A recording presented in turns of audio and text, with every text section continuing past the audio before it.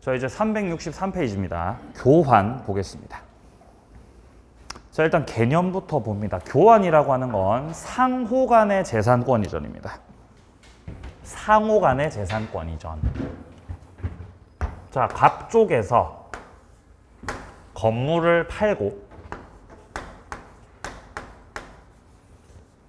이 건물을 사는 사람이 돈으로 사는 게 아니라 을도 물건으로 사겠다는 거죠. 난 토지 줄게 그러면.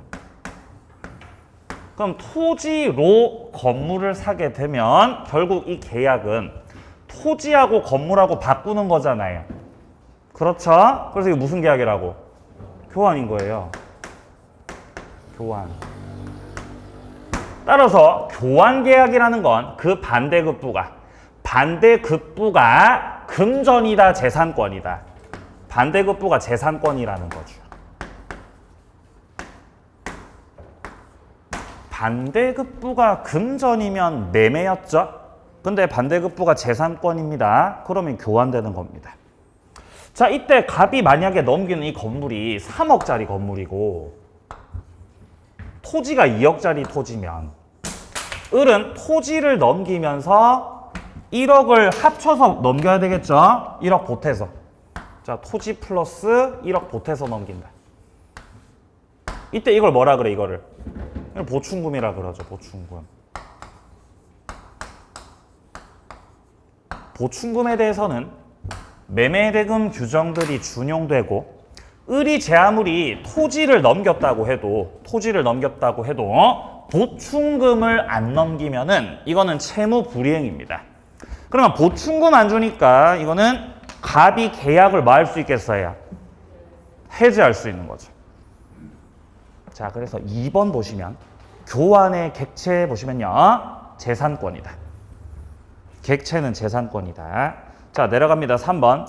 재산권 이전을 약정하면서 일방 당사자가 일정액 금전을 보충 지급 약정할 수 있는데 이걸 보충금이라고 한다. 동그라미 2번. 매매대금 규정이 준용된다.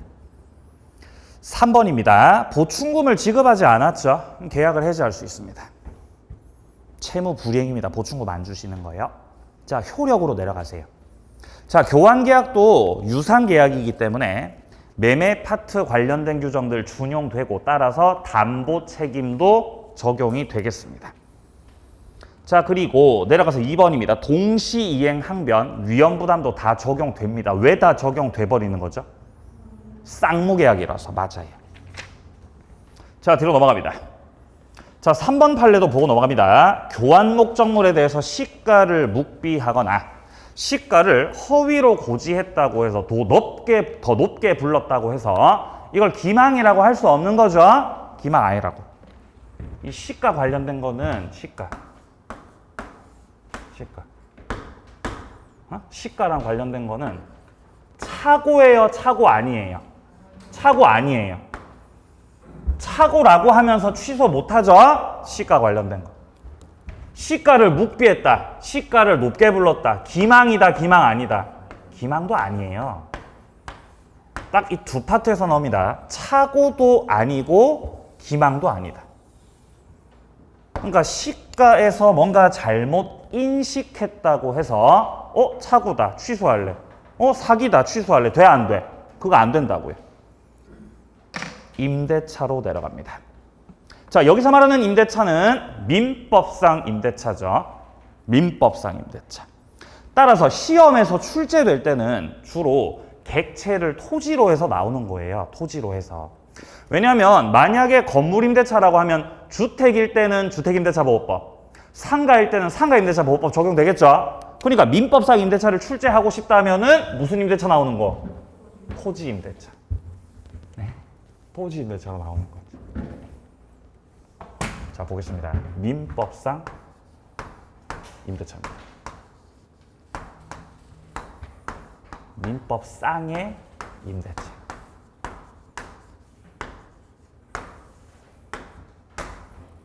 첫 번째, 기간. 존속기간. 그리고 갱신 관련된 내용. 자, 그리고 민법상 임대차에서는 권리 의무가 중요하죠. 권리 의무. 물론 이제 권리는 임차인의 권리가 중요합니다. 임차인 권리. 임차인 권리 몇 가지 정리해야 돼요?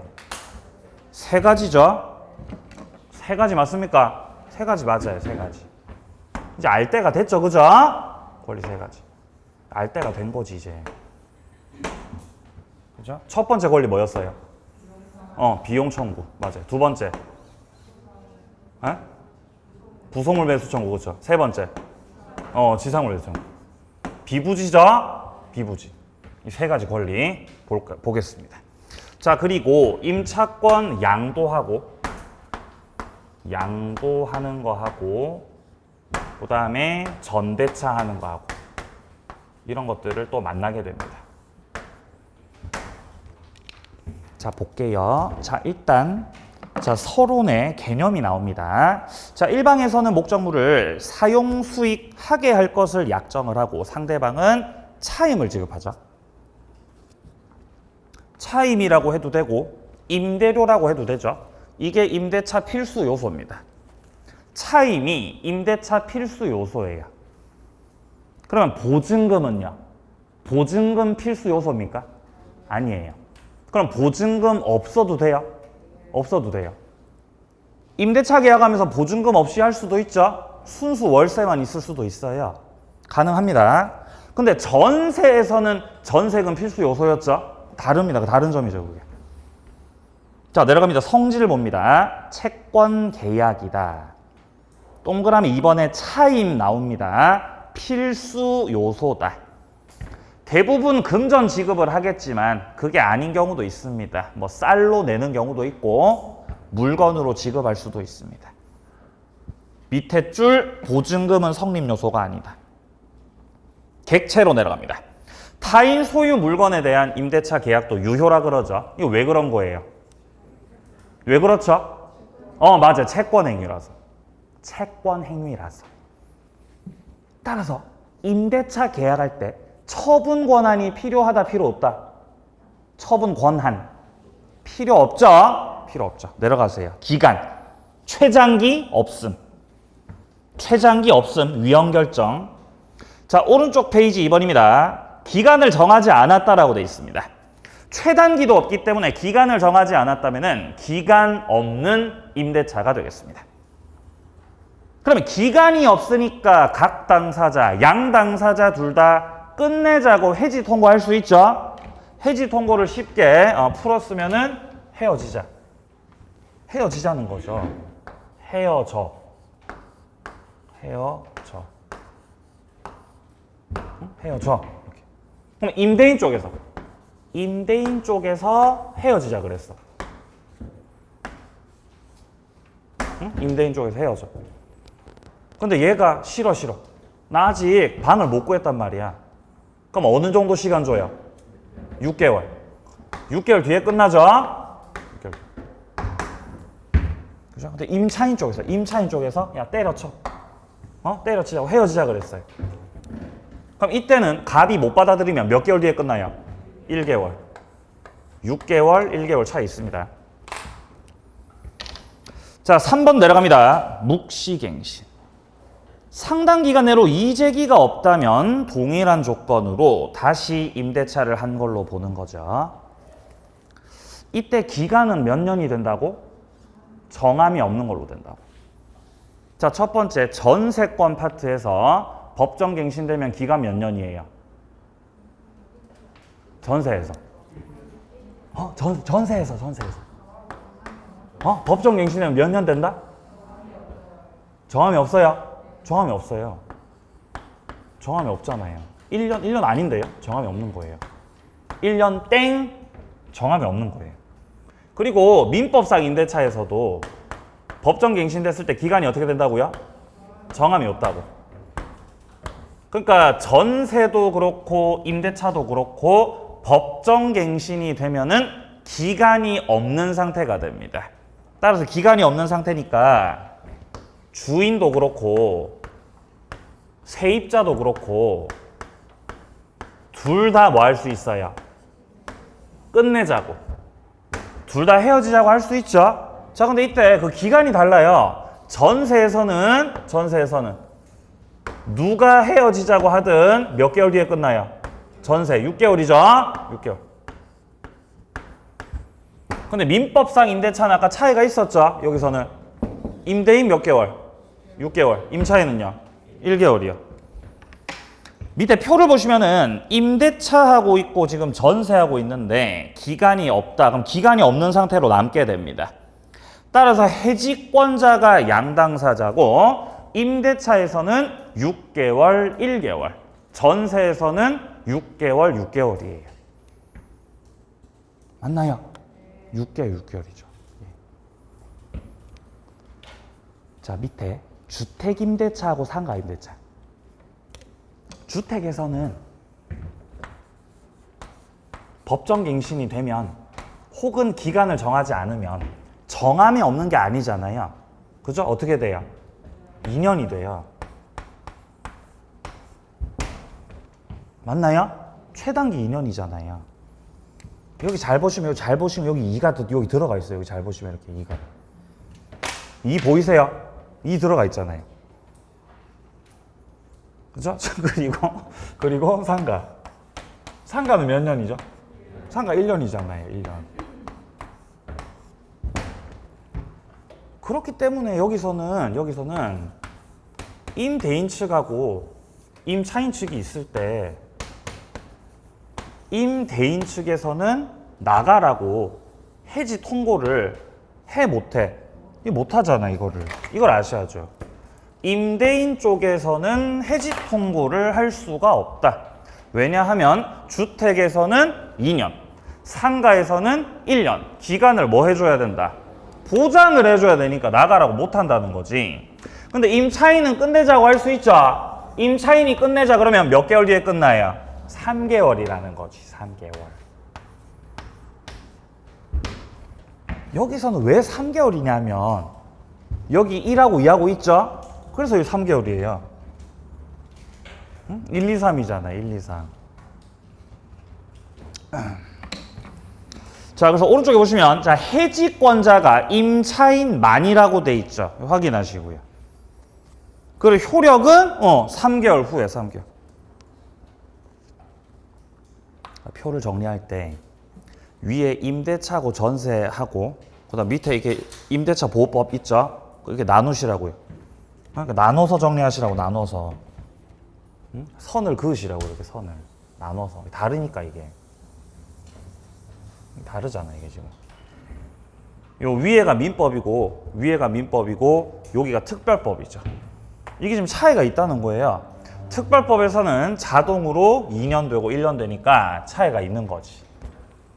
그리고 3개월 요것도 차이가 있죠. 나눠서 정리하시기 바랍니다. 이런 건 기본적인 겁니다.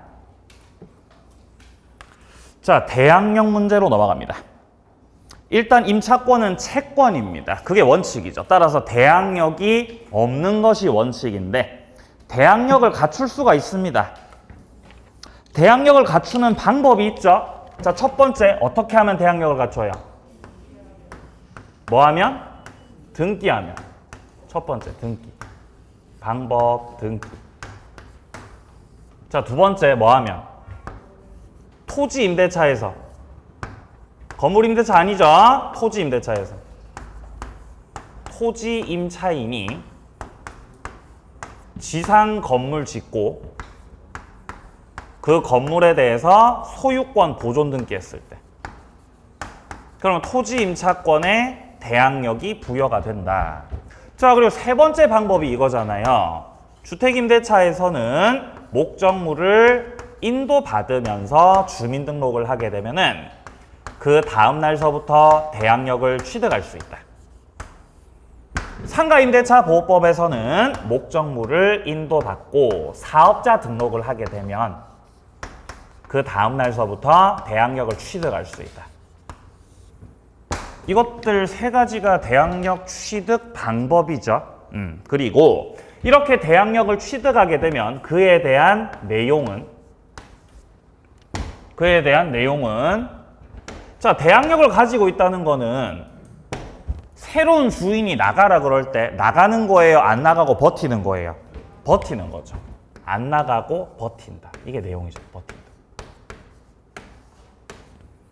그리고 더 중요한 건 대항력을 가지고 있다는 거는 새로운 주인한테, 그러니까 목적물 양수인에게 뭐가 이루어지죠? 승계. 임대인 지위 승계. 맞나요? 임대인 지위 승계. 또 뭐도 승계돼요? 보증금, 반환, 채무. 보증금 빼줘야 되는 거죠? 그것도 이제 승계되지. 맞잖아요. 맞아요? 맞아요. 잘하셨어요. 잘하셨습니다. 자, 이때 양수인한테 보증금 반환 채무가 승계되는 건 병존적 승계겠어요? 면책적 승계겠어요? 면책적 승계지, 면책적. 면책적 승계겠죠? 네, 바로 그거예요.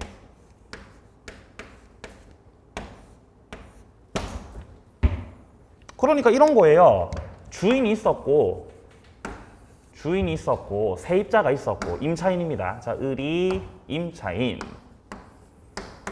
자, 근데 이 임차인이 저 1번, 2번, 3번 중에서 한 가지 방법을 통해서 얘가 대항력 가지게 되면, 임차인이 대항력을 가지게 되면은 주인이 바뀌었을 때, 갑에서 병으로 주인이 바뀌었을 때 바뀐 주인, 양수인 쪽에서 세입자 임차인한테 나가라 그래도 을은 버틸 수 있는 거죠.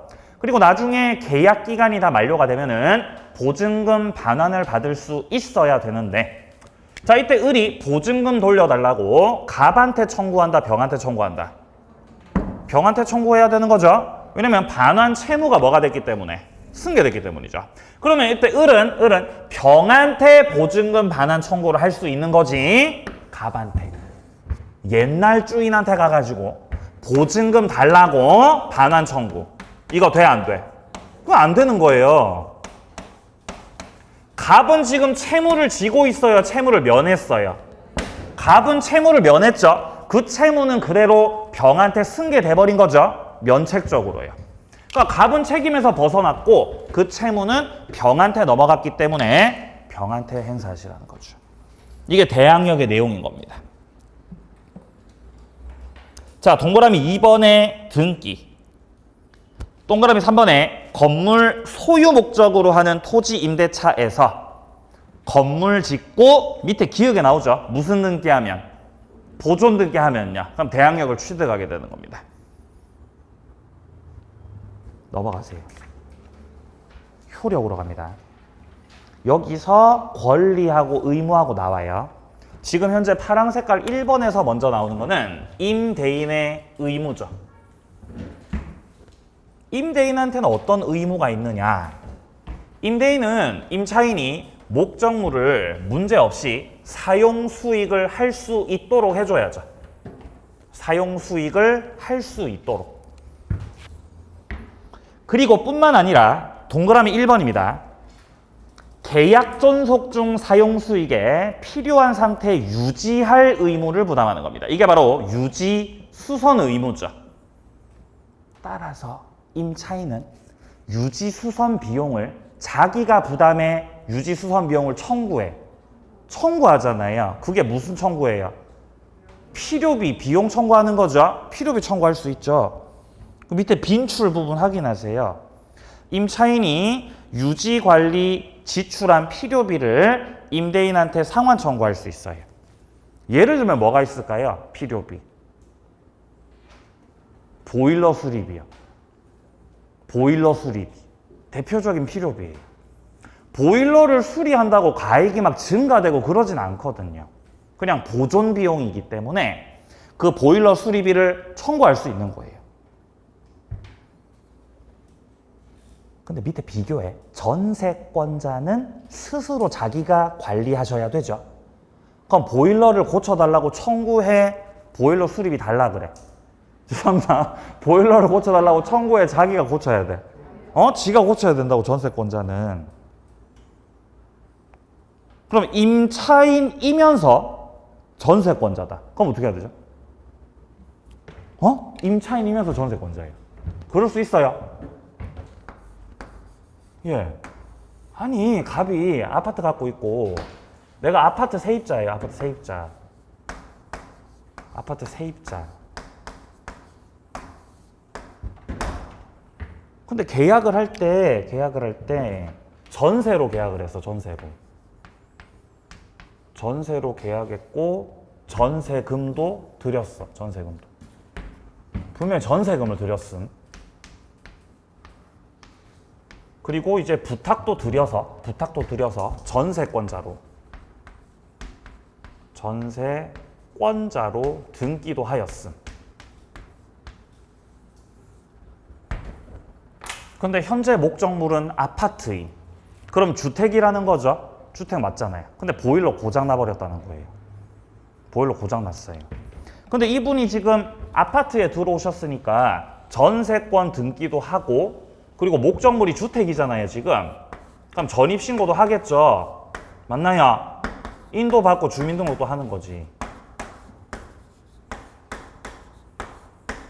그러면 인도와 주민등록을 마쳤기 때문에 이 세입자 같은 경우는 주택임대차 보호법상에 임차인의 지위도 같이 갖고 있는 거예요. 그러니까 전세권자로서의 지위도 갖고 있고 임차인으로서 지위도 갖고 있는 거예요. 그럼 보일러 스스로 고쳐야 돼요? 보일러 청구해야 돼요? 스스로. 어떻게 해야 돼? 이거 어떻게 해야 되는 거예요? 그럼 얘가 보일러 고장 났을 때 보일러 고쳐달라 그러면 갑이 그럴 거 아니에요. 야, 너 전세잖아. 너 전세잖아, 이 양반아. 네가 고쳐. 그러겠죠? 전세권자 지위는 민법상 규정돼 있죠. 주택임대차 보호법상의 임차인의 권리는 특별법이죠. 민법하고 특별법하고 내용이 상충될 때가 있죠. 그러니까 뭐가 우선 적용돼요? 특별법 우선 적용이에요. 그러면 보일러 고쳐달라고 청구할 수 있는 거예요. 이해되세요? 그러니까 당당하게 청구하세요. 당당하게 주인한테 전화해서 청구하세요, 여러분들. 여러분들이 전세로 들어가셨다고 해도 여러분들께서는 주택 임차인의 지위도 같이 갖고 있는 거예요. 청구할 수 있는 겁니다. 특별법 우선 적용이에요. 그렇죠? 그래서 청구하는 거예요. 보일러 고치라고. 보일러 고쳐주세요! 이렇게 청구하는 거죠. 근데 계약서 봤더니 보일러는 임차인이 스스로 고칩니다. 라고 특약 들어가 있어요. 그러면 또 안 되죠? 계약서 잘 확인하시고요. 임의 규정이니까. 자, 내려갑니다. 동그라미 2번입니다. 자, 수선 의무는 기본적으로 임대인이 부담하는 건데 배제시킬 수도 있긴 한데 설령 배제 특약이 들어가 있더라도 지금 이거는 대규모 수선이죠? 이거는 임대인이 부담하셔야 돼요. 예를 들어서 기둥이 부셔졌어요. 기둥이 부셔져가지고 내려앉아 버렸어요. 지붕이 날아가 버렸어요. 벽이 무너져 버렸어요. 그러면 대규모 수선을 해야 되죠? 세입자가 해야 돼? 주인이 해줘야 돼?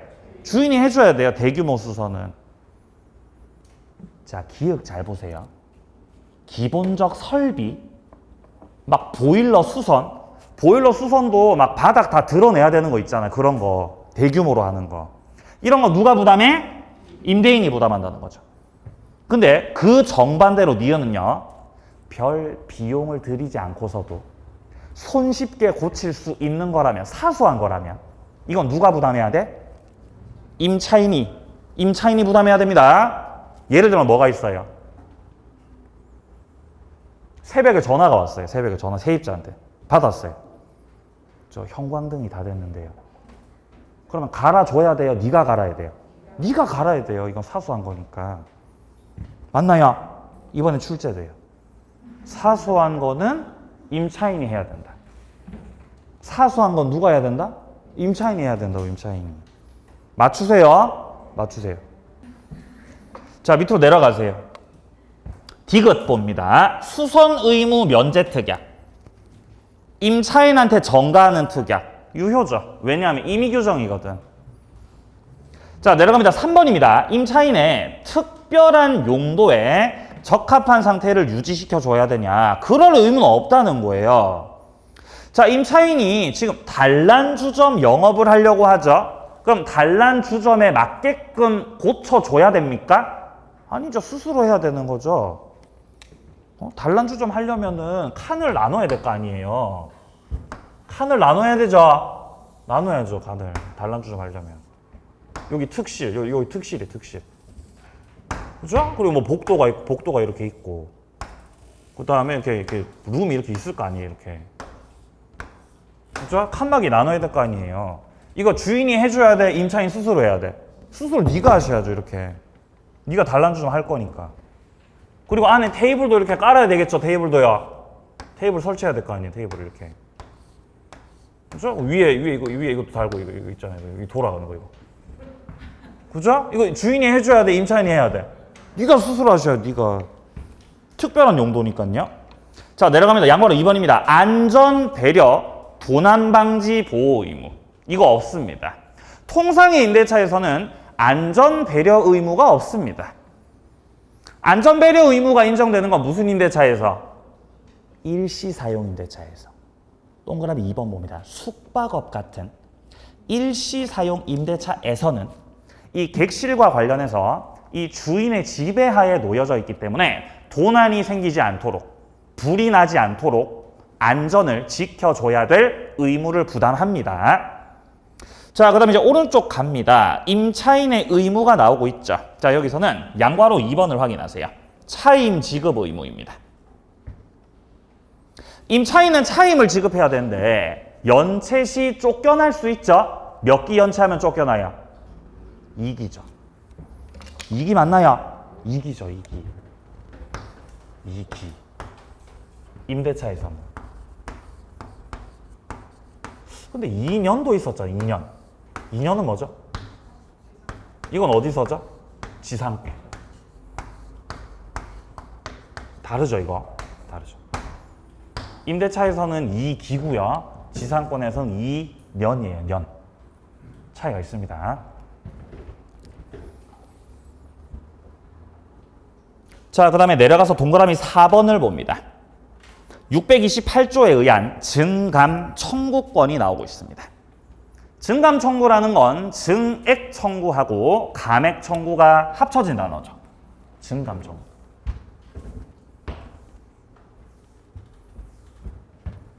증액 청구할 수도 있고 감액 청구할 수도 있고 있는데, 자, 여기서 치료에 대해서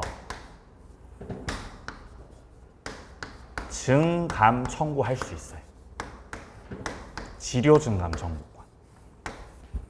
이거는 지상권에서 나왔던 거예요. 치료 증감 청구권. 지상권자도 치료를 내야 될 때가 있겠죠. 물론 치료가 요소는 아닙니다. 치료가 지상권에서 요소는 아닌데 치료를 지급하겠다고 약정했다면 치료 지급을 해야 되는 거죠. 그럼 이제 증감 청구할 수 있어요. 자, 그리고 지금 임대차처럼 차임에 대해서도 증감 청구를 할 수 있죠. 그리고 또 무슨 증감 청구 나와요? 전세금이에요. 우리 시험에 증감 청구권이 세 파트에서 나옵니다. 지료 증감 청구, 차임 증감 청구, 전세금 증감 청구. 셋 다 무슨 권? 셋 다 형성권. 셋 다 형성권.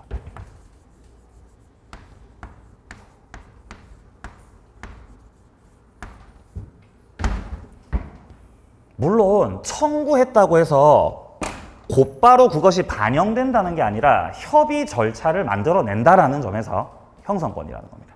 셋 다 그래요, 셋 다. 자, 그리고 청구했을 때 소송을 제기해서 판결이 났을 때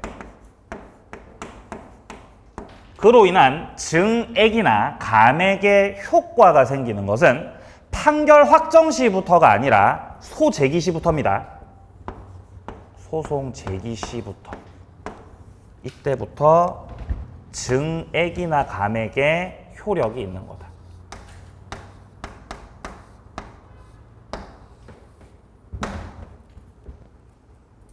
책 보세요.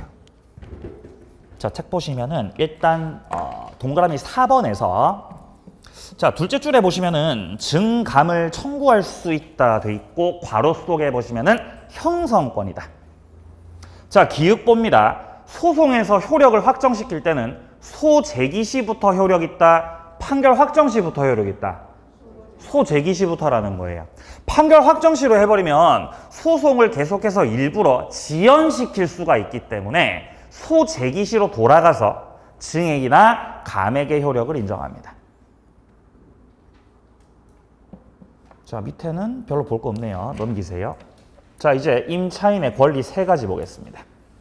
임차인의 권리 3가지는 아까 제가 예고 드린 대로 비부지죠. 비부지.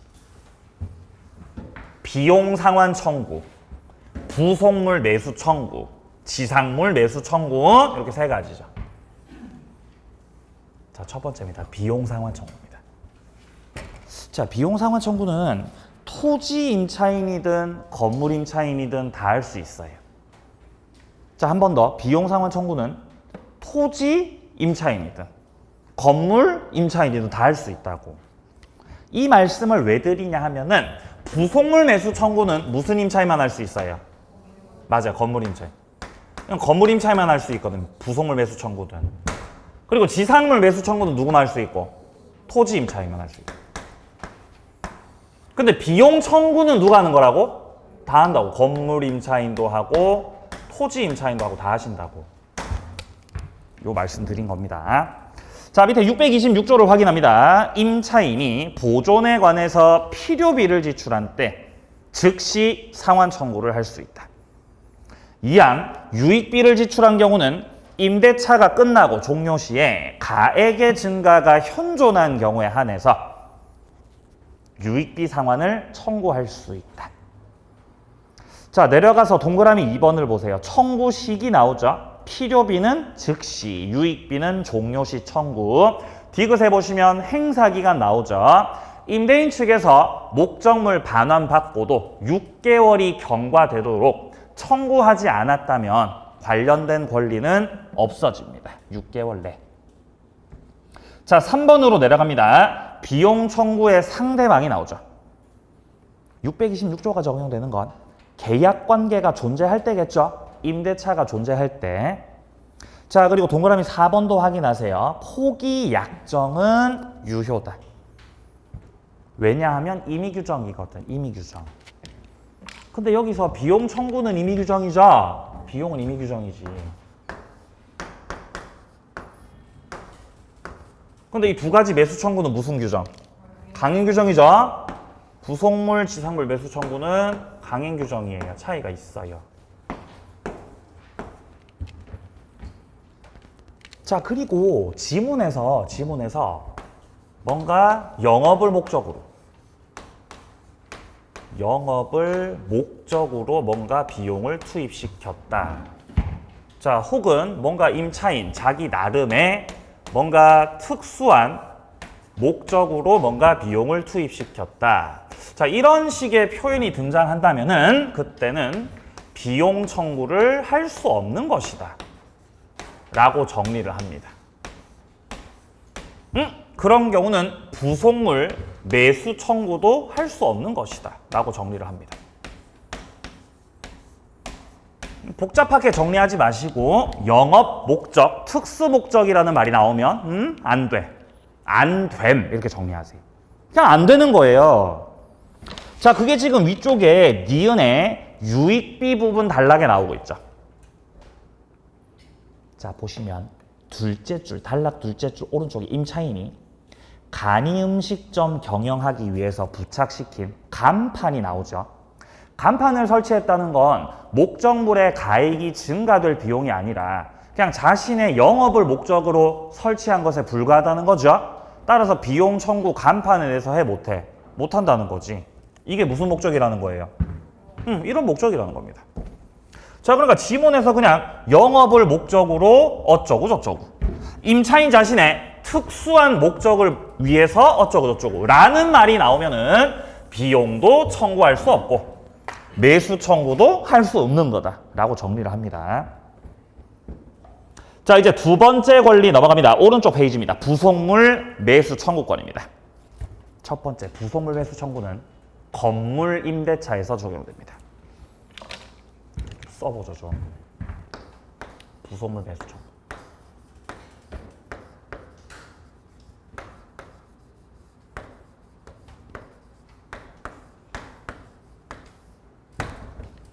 첫 번째. 무슨 임대차에서? 건물. 건물 세입자한테 인정되는 거예요. 제가 왜 세입자라고 말씀을 드리냐면 이 부속물 매수 청구가요. 임차인뿐 아니라 누구도 할 수 있죠? 전세권자. 전세권자도 할 수 있어요. 그래서 말씀드리는 거예요. 아까 누가 임대인이라고 하셨는데 예, 임대인도 할 수 있어요. 임대인이라고 답을 하시는 분은 공부가 많이 되신 분이죠. 근데 제가 말씀드리고자 했던 거는 전세권자. 그러니까 건물 임차인뿐만 아니라 건물 전세권자도 부속물 매수 청구할 수 있다는 겁니다. 자, 그리고 기본적으로 이걸 부속물이다라고 말을 하려면 이거 부속물인데요? 이렇게 얘기를 하려면요. 두 번째. 뭔가 설치한 물건이 합쳐져야 돼, 안 합쳐져야 돼? 안 합쳐져야 돼요. 기존의 건물에 구성 부분이 되었어야 돼, 안 되었어야 돼? 안 되었어야 돼. 그러니까 독립성이 있어야 돼, 없어야 돼? 있어야 됨. 독립성이 있어야 됨. 그랬을 때 이걸 부속물이라고 할 수 있는 거죠. 부속물. 네.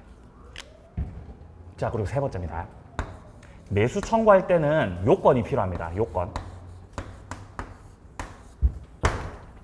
일단 부속물을 설치할 때 동의받고 설치해야 되죠. 동의받고 설치. 그냥 제멋대로 다 설치해가지고 제멋대로 설치하고 네가 살아.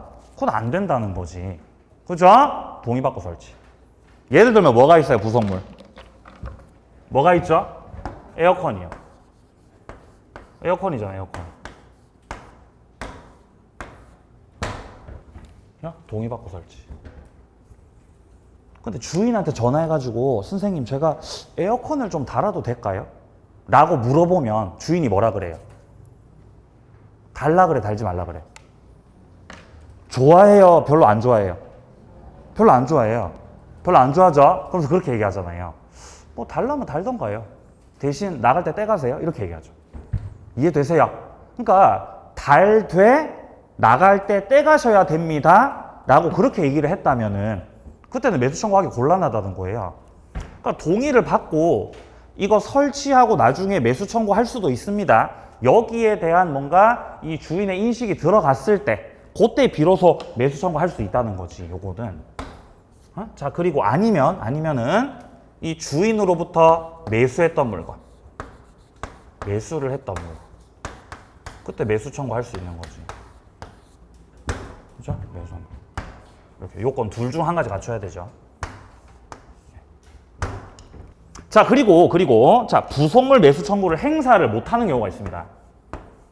행사 못하는 경우. 행사 제한.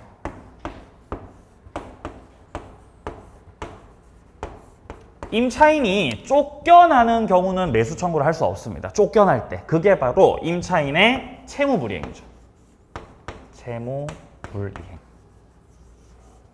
채무불이행이요. 네? 임차인의 채무불이행은 차임 연체죠.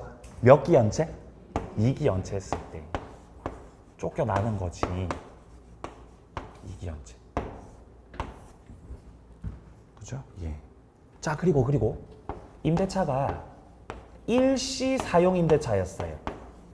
그럼 매수 청구 돼, 안 돼? 안 되는 거죠. 그죠? 예. 여름 휴가 때 펜션 놀러 갔어요. 펜션에. 그걸 가서 에어컨을 설치했던 거죠. 펜션 방 빼면서 에어컨 사가세요. 돼, 안 돼? 안 된다는 거죠. 안 된다고, 그거는. 그리고 만약에 전차인이 무단 전차인이에요. 무단 전차인. 무단전차인은 주인 입장에서 그냥 뭐 무단 불법 점유하고 있는 사람이죠. 얘도 매수 청구 돼, 안 돼? 안 돼, 못해. 무단전차인도 행사 제한된다.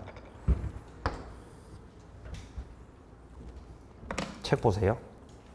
자, 646조부터 확인합니다. 자, 건물 기타 공작물 임차인이죠.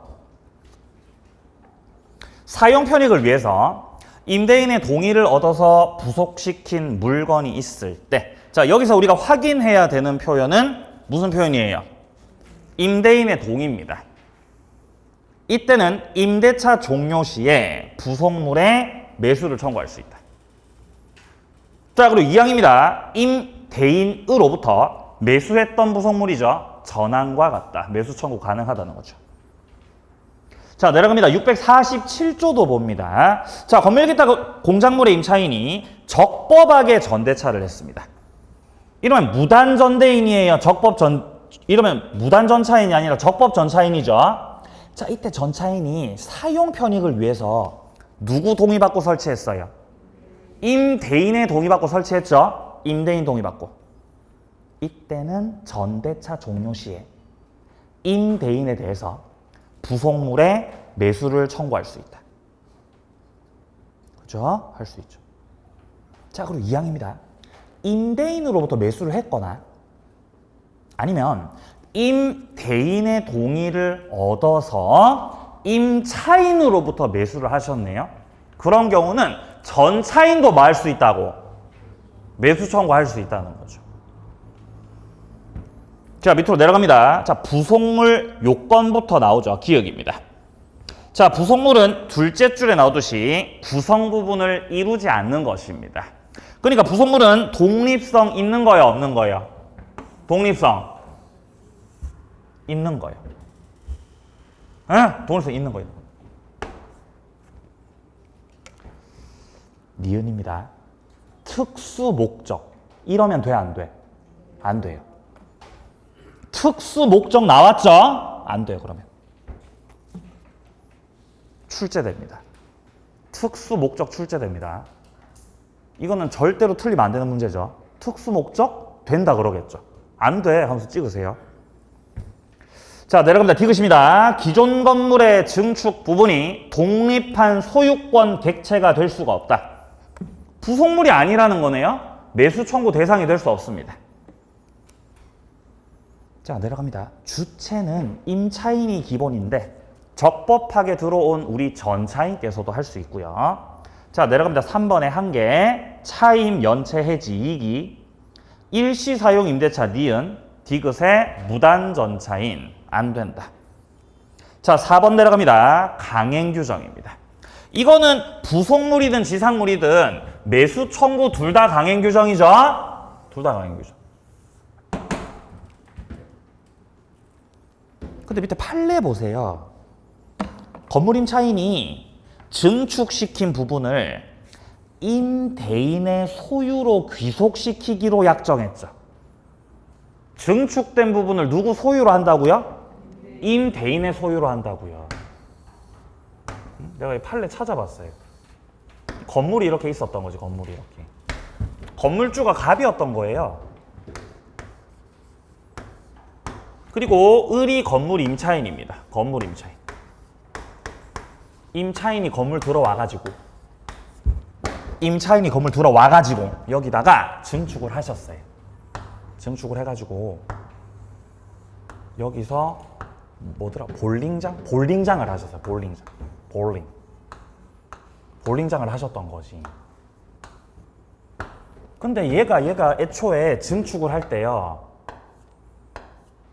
증축을 할 때 조건이 뭐였냐면은 제가 증축시켜서 볼링장을 운영할 테니까 다만 이 증축된 부분은 그 소유를 임대인한테 귀속시키기로 합시다라고 정했다고요. 당사자가.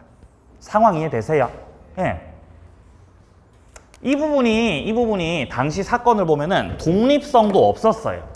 이 증축된 이 볼링장으로 쓰고 있는 부분이 독립성도 없었어. 그러니까 독립성이 없으니까 부속물이에요, 아니에요? 아니라는 거지. 그리고 증축시켜서 이 소유권을 누구한테 귀속시키기로 했어? 소유권, 임대인한테 귀속시키기로 했다고. 소유권을 임대인에게 자연스럽게 귀속시키기로 합니다. 이렇게 특이하겠다고요. 근데 이제 임대차 끝나고 나서 임차인이 내가 증축시켰으니까 당신이 사가세요. 매수 청구했던 거죠. 판사님이 된다고 안 된다고? 안 된다고 하셨던 거죠. 안 돼. 자, 지금 이 단락에서요. 자, 셋째 줄 오른쪽입니다. 부속물 되려면 임차인의 소유여야 합니다. 독립성이 있고 세입자 거가 부속물인 거죠. 자, 그런데 임대인에게 귀속하기로 했기 때문에 이거는 임대인의 것이고 그러면 부속물이다, 부속물 아니다? 아니라는 거예요. 그러니까 매수 청구 대상이 돼, 안 돼? 안 된다는 거죠. 따라서 이거는 강행규정 위반 무효라고 할 수도 없다는 거예요. 부속물도 아니었기 때문에. 이해되십니까? 그러니까 증축시켰는데 임대인한테 귀속시키기로 했다라는 표현이 나오면 요 판례 말하는 거죠. 강행규정이 위반되지도 않고 이런 경우는 매수 청구할 수가 없다라는 것입니다. 자, 뒤로 넘어가세요. 지상물 매수 청구 나오죠. 조금 쉬었다가 정리하고 양도전대차도 보겠습니다.